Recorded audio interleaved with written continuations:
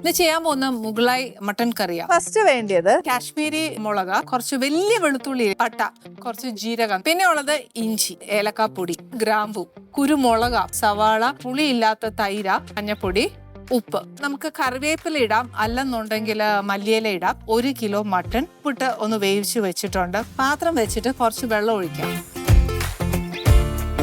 ഒരു കഷ്ണം പട്ട ഇടുന്നുള്ളൂ. 1 ടീസ്പൂൺ ജീരകം, 1 കിലോ മട്ടന് വേണ്ടിയിട്ടുള്ള ഇഞ്ചി, ഏലക്ക ഒന്നെങ്കിൽ പൊടി ഉണ്ടെങ്കിൽ ഇടാം, അല്ലെന്നുണ്ടെങ്കിൽ ഒരു 5 ഏലക്ക, ഗ്രാമ്പു, സവാള.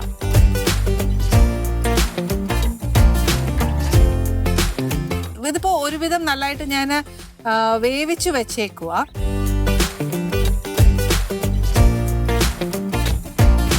ഒരു ഇച്ചിരി ഉപ്പ്, ഇതിനകത്തോട്ട് ഒരു ഇച്ചിരി തൈരും കുറച്ച് മഞ്ഞപ്പൊടി ഇടുക. നമ്മൾ ഈ വേവിച്ച് വെച്ചിരിക്കുന്ന മട്ടണിനകത്തോട്ട് ഇട്ടേച്ച് ഒറ്റ വിസിലെടുത്താൽ മതി. ഈ സമയത്ത് വേണമെങ്കിൽ കുറച്ച് 2 മല്ലിയിലയോ കറിവേപ്പിലയോ പുതിന ഇലയോ ഇടാം.